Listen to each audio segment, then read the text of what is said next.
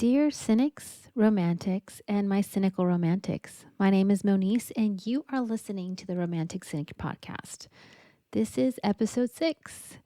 And today I thought I would talk about something I had read relatively recently about how women either bring one of two things into a relationship: chaos or value. And I didn't necessarily agree with all of the points that this gentleman had made, but I did agree with some things.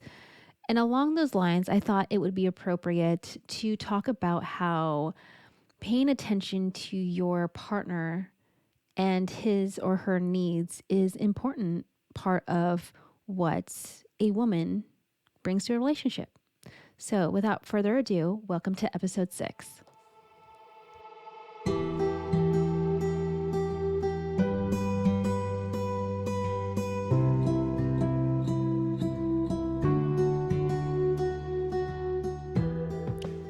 Recently, I read an article um, from this gentleman talking about how women either bring one of two things into a relationship. They are not interchangeable: chaos or value.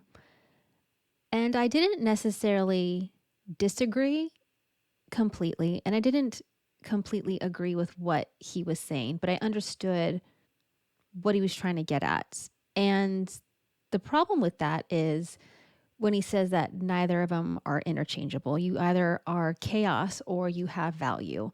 Now, and the reason why I don't completely agree with that is because I felt that towards the beginning of my relationship with my now ex-husband, of, we were together for 14 years, married for 2. I felt like towards the beginning of our relationship, I did bring value. However, I felt like I could have brought value into the length of our relationship if he didn't bring chaos into mine. Now, there's going to be people that will disagree with me. And quite frankly, you are probably correct in your own personal aspects and what you've experienced personally. But from my experience, I did bring value to my husband, my ex husband, excuse me.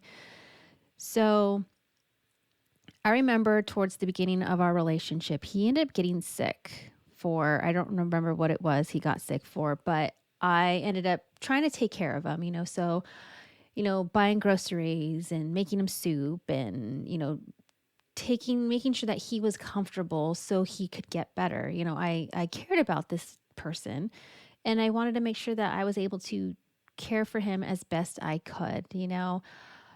And that was like the beginning of the value that I brought to our relationship. I am one of those people that I encourage having relationships or friendships outside of the relationship between him and myself. I was a big proponent of, you have friends, you have guy friends, so please hang out with them. I am a introvert by nature, and so sometimes I kind of need alone time, solitude a little bit, just to kind of recharge my energy, because being around people actually kind of drains my batteries a little bit. And people that are introverts understand that concept.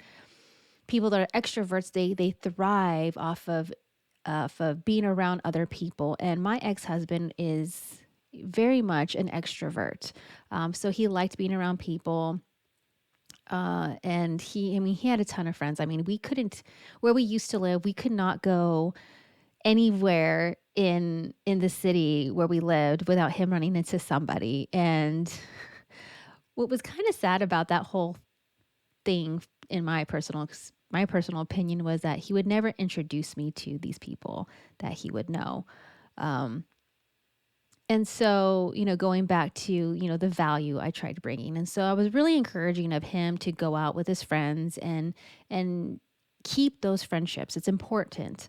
I did not want to be the girlfriend that kept him away from his friends. I didn't want to be that type of girl.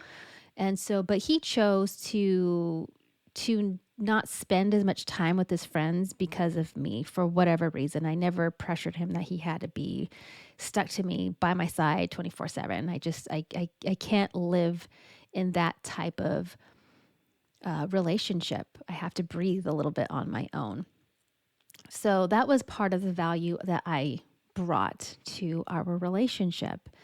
Now, with him wanting me to be around him all the time, doing everything that he did, it it it didn't it became suffocating to me. I mean, a great example is whatever he did, I had to be doing the exact same thing. Perfect example. I'm an avid reader. I loved to read in our relationship. Like during that relationship, that was me. Like I loved reading. I liked to be able to, better myself through books. And so there were many a times where, I would come home from work or on the weekend and we were just hanging out together and I'd be sitting on the couch with him and he'd be watching like TV. That was his thing, drinking beer and watching TV. That was his thing. And I didn't judge him for that. Now, I would, be sitting on the couch with him reading a book, and he would get irritated with me because he's like, well, you should be doing what I'm doing right now. And I'm like, well, I want to read. I really don't want to watch what you're watching on TV right now. But the point is, I'm sitting next to you, so I'm still spending time with you. And so it did get to a point where he just got so irritated with me where I just, said, okay, fine, I'll just watch whatever you want to watch and I won't read. And so the little things like that, it was bringing chaos into my life. So he brought chaos into my life, just because of how he treated me and the things that he wanted me to do or the things that he needed me to do. And so I really did try to accommodate as best I could in that relationship, trying to bring some value to him. Unfortunately, I was losing myself in the process because of what his expectations were for me. Now, along the lines of, chaos and value, another thing I tried doing in that relationship is, I've mentioned before that I'm career driven. So being able to be promoted to the highest level that I felt like I could achieve, it was something that was my own personal drive, and he understood that to a point, until it got to a point where, again, it was taking time away from him, where I couldn't really delve in and be extremely successful with my job. Now, I know there's a work life balance, right? And there's a work and relationship balance. However, part of my job, what I did, I was a manager, and so even though I was an introvert at home, I was very much an extrovert at work. It was part of my job. So I met a ton of people. It's part of the manager my manager role was going out and meeting people. So that was a problem for him because, again, he was an extrovert, and the job I think he currently has, I don't even know what he does anymore, to be quite honest. It was more of a secluded type of job where he wasn't as interactive with people as much as as much as he wanted to be. So there's a lot of pressure on me to, if I had an event, there's a lot of pressure of me to make sure I was home at a certain time. And so again, he was bringing some chaos to my life, and it was hard to bring value to his, because the way I was treated, I was whatever he was giving me, I was giving right back. And so with that, we I tried to make accommodations to make sure that he was taken care of, in a sense. A big problem with that was the value part. So he valued money above a lot of things. And he'll say vehemently that no, money isn't a value to him. Now, that's not true because at one point, I was making more money than him. I was bringing in more. So I was required to shell out more more of my funds. And so I understood because again, I was making more. And so his value, he saw my value as making more money for us. And so, but at the same time, like me trying to do my job and bringing in more for us was difficult for him to comprehend because he needed me to be like glued right next to him at all times. He always had to watch what I was doing. And with that, again, it's bringing chaos to my life. And so, therefore, I did bring value towards the beginning of our relationship because I felt like I was giving him space, I was giving him his freedom that I felt was appropriate and it's healthy in that regard. So, for someone to say that women either bring value or chaos into a relationship, but they can't change is just not true because my experience has told me I brought value at the beginning of the relationship, but my ex husband brought chaos into my life. So, therefore, I created chaos back. And with that, I think really paying attention to your partner, paying attention to their needs, really listening to what they're saying and getting to know them, not being so selfish into thinking that, okay, well, I have to make sure that they're taking care of me, they're taking care of my needs. Everything I say, they should be agreeing with me, or everything I do, they should want to do that with me. So, with him, it was very much like that relationship where do as I say, not as I do. And when I tell you to do something, the whole concept of like, okay, well, if I tell you to jump, your response is how high. He didn't pay attention to me. He didn't understand who I was. He didn't know who I was. He didn't value what I brought except if it was monetary, which is really kind of ironic in a way because if you kind of look at society in general, where men are typically viewed as what they can provide in a relationship, what do they bring? How can they best take care of the woman?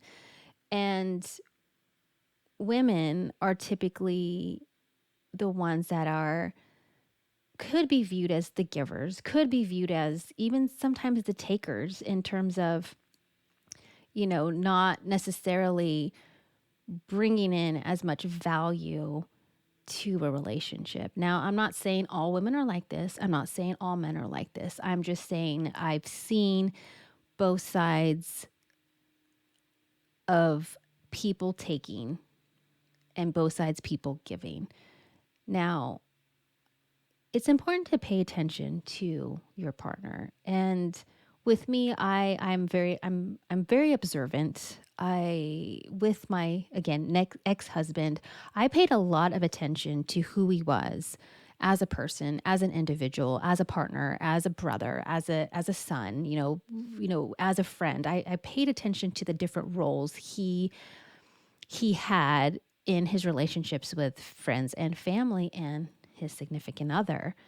Now, with him, I paid attention.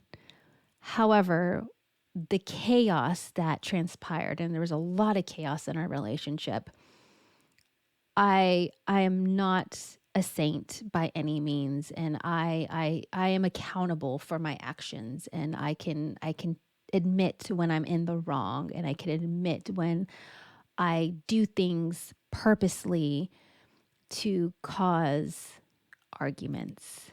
And it's not a pretty sight. I call it's probably the ugliest side of me, and that I don't like that side of me. I don't like what he brought out in me because he him not paying attention to me, him not knowing who I was.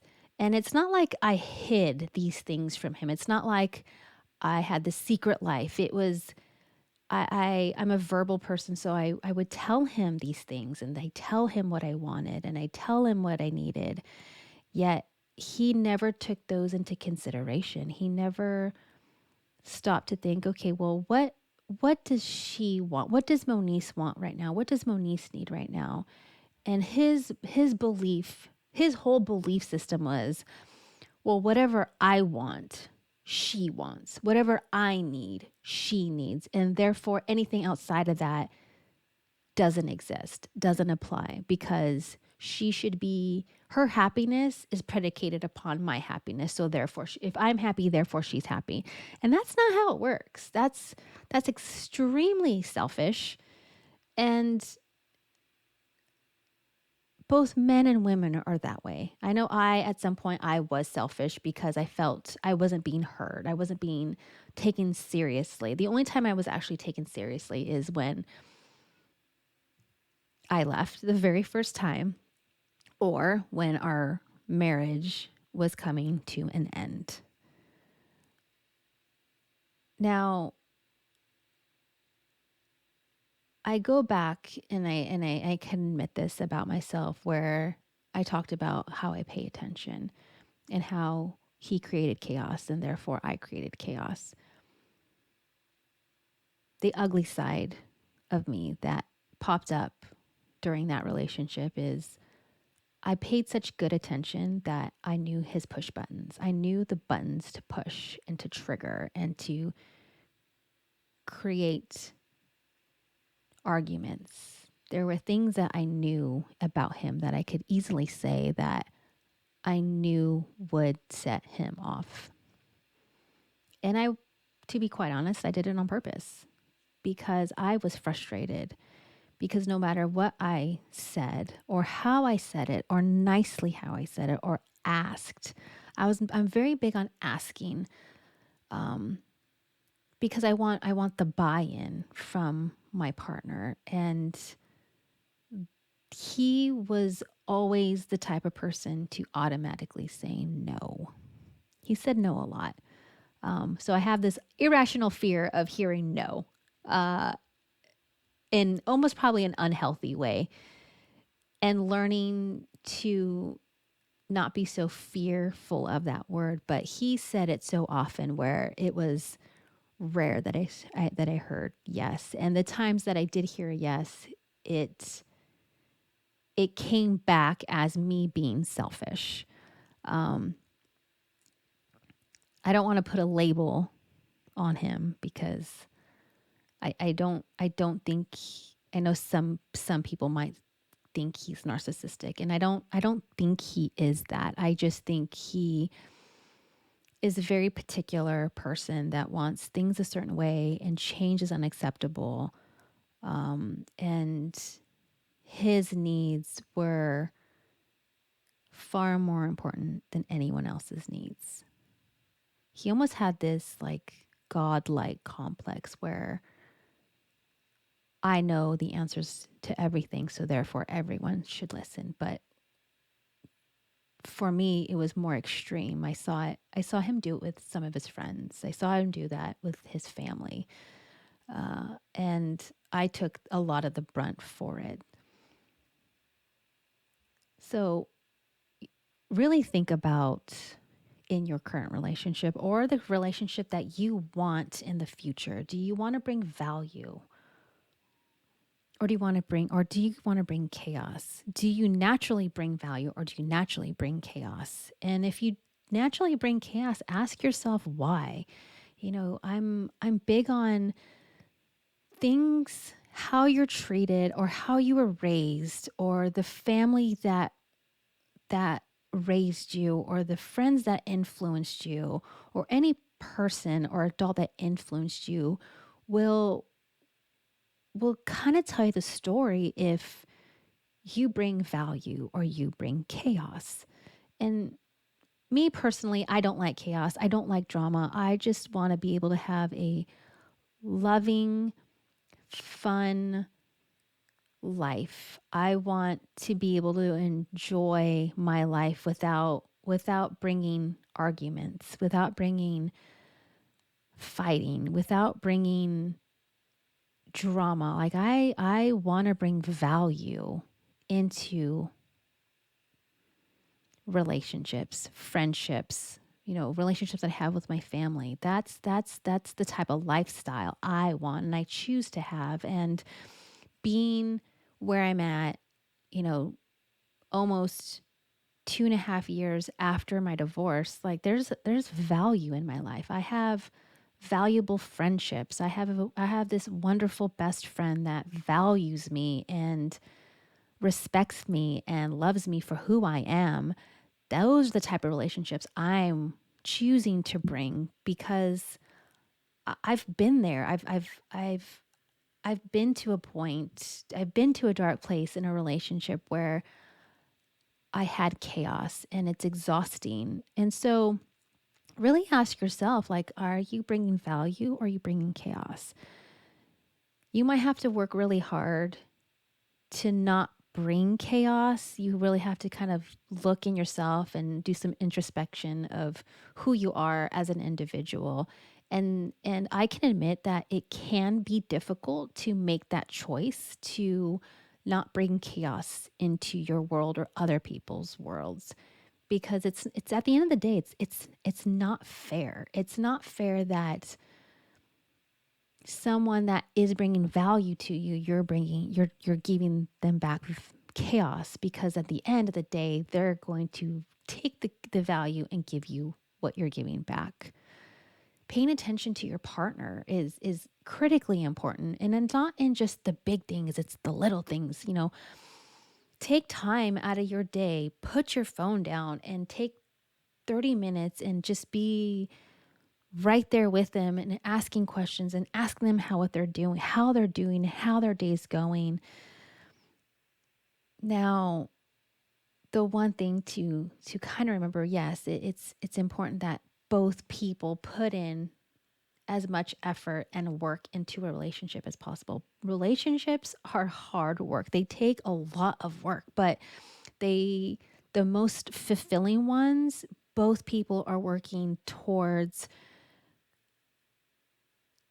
value. Both of them are working for the good of the relationship. It's never about one person, it's never about the other person. It's about you together. It's about the us concept. Listening to what they want, paying attention to their needs, and, taking a genuine interest in what they're interested about and what their passions are. If you don't know what their passions are, ask them. Dig deep. Dig as deep as you can into that person, and you might find the person that you are meant to spend the rest of your life with. But it takes work. It takes consideration of that person. It takes you being unselfish. I had to learn. I don't think I've ever been selfish. There's been moments I was selfish, but making sure you're making about them. Take time to make some of the things about them and enjoy their company and have valuable conversations with them. You know, Now I don't want you to think that you're required to put in all the work and you're required to put in all the effort. Some of the most exhausting relationships are where one person, and when I say relationships, I mean friendships, I mean relationships you have with your family or friends or significant others. If you're the only one putting in all the effort, that is a problem because it's exhausting for you. It'll be exhausting for you to keep up that momentum. And sometimes you might just have to take a step back and reevaluate. I hope this episode has helped you realize or think about your value and what you bring into a relationship. And if you feel like you haven't paid enough attention to your partner, then work towards on how you can pay better attention. And the best way you can do that is just by listening and asking questions and figuring out or knowing what they're passionate about, and help help that blossom into something more. Because if you find something that they're passionate about and then you have that same interest, that will bring a good starting point in your relationship and how you both together can bring value. So be kind to yourself, love yourself, and know your self worth. Yours truly, the Romantic Cynic.